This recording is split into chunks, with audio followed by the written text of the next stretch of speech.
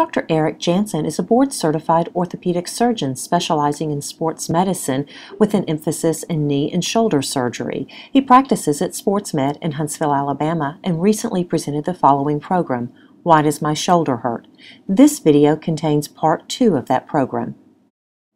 Dr. Janssen will discuss non-traumatic injuries including bursitis, tendonitis, frozen shoulder, and injuries to the neck and nerves. So the first thing we're going to talk about is bursitis tendonitis, probably one of the most common things that we see come in the office. Once again, usually not a whole lot of history behind it. Hey, just insidiously came on, I'm starting to have shoulder pain, maybe a little stiffness. And what happens is when you look at that diagram on the right where the ball and socket is, just above that rotator cuff muscle that comes in, there's a bursa sac that sits between it and the bone on the very top of the shoulder. And when that bursa gets inflamed, certain arm positions are really going to bother it because it compresses that area. And so you can get some bursitis with it if you have a little strain in the tendon or a little irritation, and that can hurt as well. And also with this impingement diagnosis, we even consider if it's been going on long enough and we see deterioration of the rotator cuff that you can develop a rotator cuff tear with it.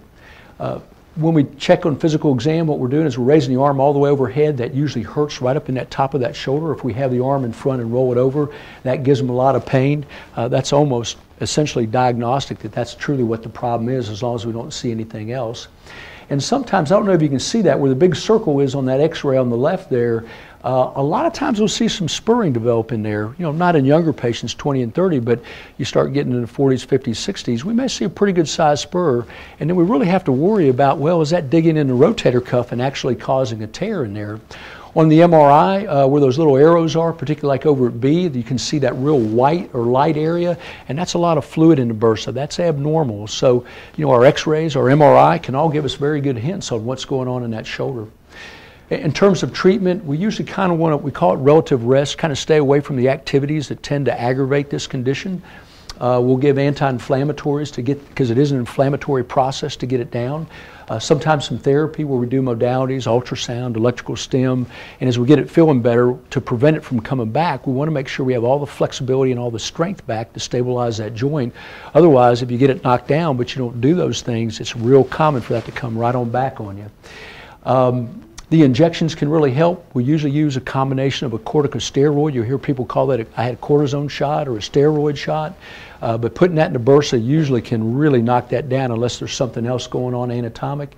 And finally, if we just can't get that under control, we can go in arthroscopically and we can fix that. And almost every shoulder surgery, short of a joint replacement or fracture repair, can be done arthroscopically these days on an outpatient basis, which is certainly different. You know, Susie mentioned how old I am, but when I first came out, we used to have to do big open operations on labral tears, rotator cuffs, instability.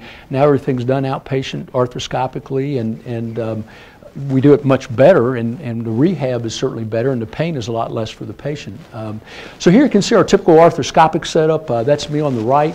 That's my assistant on the left. The patient's laying on their side, their arms in an arm holder up, and we're basically watching a monitor or a screen. And most of these procedures we do with at most 3 little nicks around the shoulder that are very little tiny and don't even need a suture for it. Sometimes if we have to do repair work, we might have to put a little suture in, but on that diagram on the right, basically where we showed that spur on that x-ray or that area up underneath there, most times that's pretty tight when we can't get rid of this non-surgical. And so we'll go in and we'll clean that bone off a little bit or shave that up to create more room in there so that when that patient raises that arm up, that it's not going to hurt them anymore when they do that. I don't know how well this will show, but I got a little video of that. And so basically it just kind of shows us in action there, and we'll focus on the screen a little bit. And here you can see we're taking that burr and we're just burring that bone right up. The bursa's already been removed. The rotator cuff's down below you right there, and that's that bone. So basically what we're doing is creating a lot more space in that shoulder. Very, very effective if you can't get rid of this impingement problem by all the others. But I would say probably 10% or less of the time do we actually have to do that. Most times all that other stuff really works pretty well. So there we've got that bone burred up right there. And you can see the roughness down below in that rotator cuff where that had been scraping on the undersurface of that bone. So when we see that, we say, we know this patient's really going to get a lot better. Moving on, the biceps tendon. Once again, there are 2 heads that go in that biceps. One comes off part of the shoulder blade called a short head, and that really never has any problems. I've never seen a problem with it. But the part that comes out of the shoulder joint, because it's so dynamic, it's attached on top of the shoulder, it has to run through a little groove. That shoulder is constantly moving. It's very susceptible to getting a tendonitis or even a tear. But it's a very common tendonitis. Someone will come in and say, yeah, I did a lot of extra lifting, yard work, moving, and all of a sudden they've got this front-sided shoulder pain. Very common to see this biceps tendon get irritated. And most times it's very treatable with, once again, relative rest, the anti-inflammatories, possibly an injection, PT. For a strain on that, very rare that you ever have to do anything surgical. Sometimes, though, we examine someone and say, yeah, hey, this looks like impingement, but we'll look at the x-ray. Hopefully you can see it on the left where we've got it marked. And we might see some calcium buildup in there, and sometimes the rotator cuff itself, as part of this impingement, will get a little degenerative area in it, try to repair itself, and it will build up with calcium, and that can be very, very uncomfortable. A lot of times we can leave that and watch it and treat it non-surgical. Sometimes we have to go in with a little arthroscope and dig that out of there just to get rid of the pain. But that diagnosis is really made on an x-ray, but it's fairly common. I see it a number of times a year. One of the other biggest complaints that people come in with is they're going to say, well, I can't move my arm, it hurts too much, I'm stiff. And then you got to kind of figure out, well, why are they stiff? Is it that they just have a painful shoulder that's inhibiting them from moving the arm? Do they actually have osteoarthritis or degenerative arthritis? Or this adhesive capsulitis or frozen shoulder is very, very common. We treat it a lot in my practice. So if you look at a patient that has arthritis in the shoulder, they have a hard time reaching up overhead. It's painful. If you put your arm or hand on their shoulder and move it around, you can actually feel the grinding if it gets bad enough where they've got enough arthritis. And they'll definitely be stiff. And they just don't use it as much. So usually they'll tolerate it pretty well if it's one side, if the pain's not too bad. If they start getting on both sides, it's a little bit more uncomfortable to them. And you know, on the x-ray on that right, you can see that big spur off that ball right there. The joint space narrows, so the x-ray is very diagnostic. You know, sometimes they walk in, you can't tell they have arthritis or a frozen shoulder till you take the x-ray, but the x-ray really makes the diagnosis. Early on, because we're trying to prevent surgery if we can, the real focus is on exercise. Can we give them exercises to get enough of their motion back or to maintain it where it doesn't get more stiff? Because typically the more stiff, the more it hurts. Can we get them strong enough where they can do the things and control the shoulder? If they stay weak in the shoulder, they stay very symptomatic. So the very first thing we do when we diagnose them with an arthritic shoulder, we say, hey, the key to this is exercise. If you'll do this, you probably can stay out of surgery, even if you have a pretty bad looking x-ray for a long period of time. Once again, we use anti-inflammatories. We'll do a corticosteroid injection directly into the joint.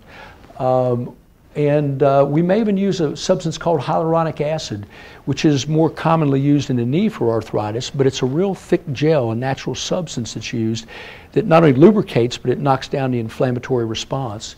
Right now, it's not FDA approved in the shoulder, but they'll let us do it in what's called off-label. So if a patient does have arthritis, we can do it. Of course, that's the insurance company's excuse not to have to pay for it. But we can usually get enough of it through the manufacturers and make it a reasonable cost. If the arthritis is not too bad and the patient's still not good enough and they have some signs of impingement or other type problems, we might do an arthroscopy and clean it up, which can help. And the last resort, if we just can't get it better, we'll go to what we call a total shoulder replacement. That is an open operation that we have to do with an incision. Basically what we do is, as you can see on the right where the implant is, we have to take the ball off, or the humeral head, which is where all the damage is, put a little stem in the bone to hold it stable, and then put that new ball on there. And we'll put a little plastic socket most times into the socket side there. Very reliable at pain relief, and if the patient will do their rehab, can get most of their motion back, and will really function very, very well. And most times with arthritis, there's not much damage in the rotator cuff. In the shoulder, it's usually one or the other. Either it's a rotator cuff or it's arthritis, except for occasional patient that we'll see, which I'll get into in a little bit. Other joints that can hurt, where that collarbone comes in up to the top of the shoulder blade, it's very common to see arthritis in there. In fact, you can look at an x-ray and almost predict a patient's age. You know, a younger patient or 20s, 30s, not going to see much wear. Get someone in their 50s, 60s, 70s, you're going to start to see wear in there. So every patient that gets older, you're going to see a little wear in that AC joint. But if it becomes symptomatic, then that's when that can be a problem. What happened there? Would I have to hit on that just okay? Huh? Yeah, just click that. Okay, good. Sorry about that. So a lot of times that does real well with just an anti-inflammatory or a topical anti-inflammatory, a little injection. Most times we can knock that right out with an injection if it bothers people bad enough. Exercise and activity seems to flare it up. So a lot of times someone will say, yeah, hey, I started a new workout program. I was bench pressing. I noticed it got worse and worse the heavier I got. But very rarely do we have to go with a little arthroscope and clean that out. The other thing is sometimes if you look at this picture on the left, particularly female patients, I'm not sure why that is, will come in and they'll have the swelling start right at the base of the neck right there. And they'll be really pretty worried about it. Hey, you know, what's going on here? Do I have cancer or something like that? And it's a big concern. They'll come to the office. But they get a little arthritis where you can see on that right-hand picture there where that collarbone inserts into the sternum up there, the manubrium. And it's not an uncommon place to get arthritis. And when it gets inflamed, it'll really swell quite a bit. So if you get a little pain up in here, that's usually what it is. And most times that'll settle down over time with a little anti-inflammatory, possibly an injection or two, and go from there. Once again, very rarely will that ever need anything surgical since we can usually get it to settle down. And the patient just needs a little reassurance and they'll do fine with that. One of the biggest things we get, a patient will come in like that lady on the right and she'll try to lift her arm up and say, that's all I can go. My shoulder feels like it's stuck. And that's very common that we see that. It's called a frozen shoulder, the medical term's adhesive capsulitis. And a lot of times it just comes on. They can't give us a history of an injury or overdoing anything. Sometimes they can, but it just happens. And what happens is that capsule of that joint, where you look at that picture on the left, it just tightens up. Normally it's very elastic to give the shoulder all the mobility it has to make it such a mobile joint. But if that capsule starts tightening up, then it gets very stiff. And the stiffer it gets, usually the more painful. So the patient will keep pain until they get that loosened back up. Typically, we'll treat that once again, anti-inflammatories, almost always do an injection right away, and physical therapy, because they're not going to get that on their own. They're going to need help to stretch that back out. And I would say 50% of the time we can control that with that kind of program, but if we can't, then we'll do what we call manipulation. We'll take them to the operating room, give them an anesthetic because they don't want to feel that, and we'll manipulate the shoulder and then put them right back in PT. Sometimes if there's something underlying like a little labral damage or a bad impingement or something, we might go with a little scope and do something as well. And we always warn the patient, hey, if you've had it on one side, a high probability you'll get on the other side, maybe as high as 50%, and it may not be this year or next year, it may be 5 years from now. But just be aware, if your shoulder starts acting up, you better get in and let's get after it quick so we don't get too bad with that. So we always warn them of that. Once again, as I mentioned earlier, the neck. Patients won't realize it. They've had a sore neck off and on, a little arthritis, but all of a sudden they start getting this intense shoulder blade pain or pain radiating down the arm, and they feel like it's coming out of the shoulder when in fact it can be coming more from the nerves that come out of the neck and get pinched a little bit.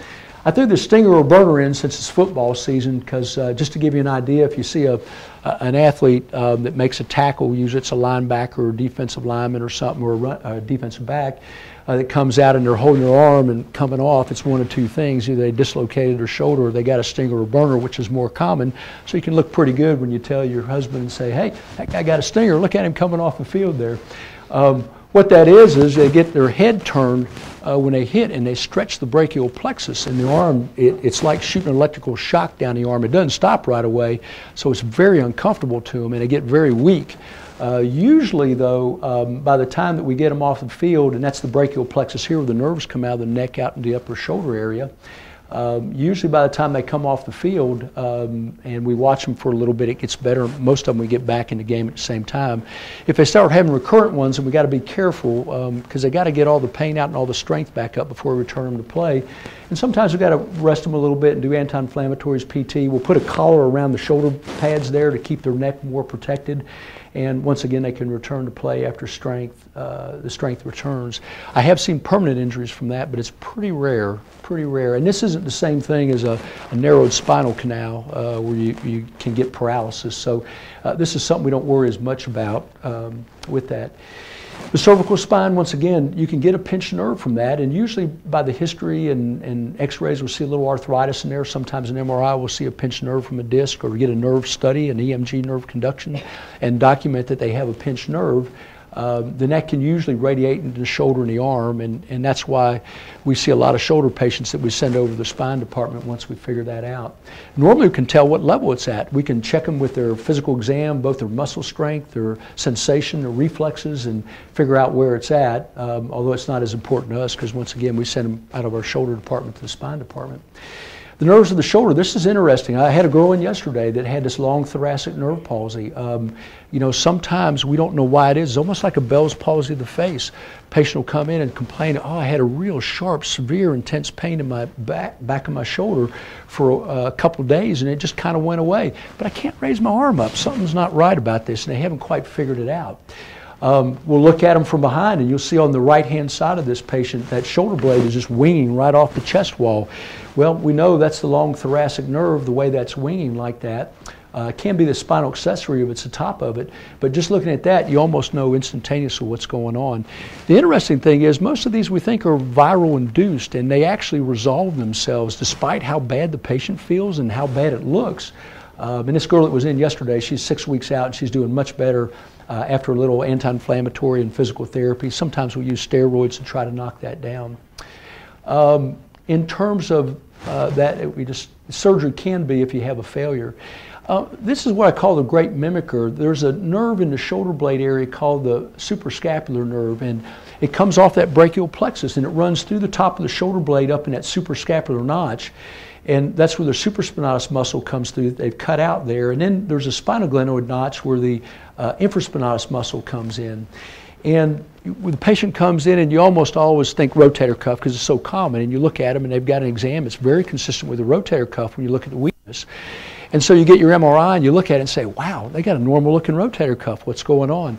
So you send them to the physiatrist and the neurologist, and they do that EMG study, and they say, hey, they've got a compression of their suprascapular nerve.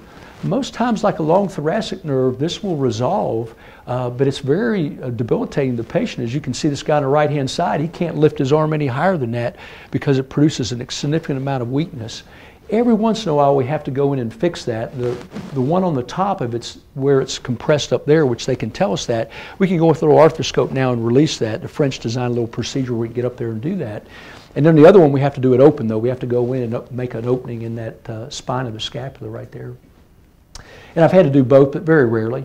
The axillary nerve, that comes down where that blue arrow is down there, below around the shoulder area, and it's usually hurt in traumatic injuries. So most times we won't see it just show up. It'll be after a traumatic injury. So after a shoulder dislocation, we absolutely have to look for that because that can be a problem, but almost always that will resolve as a problem.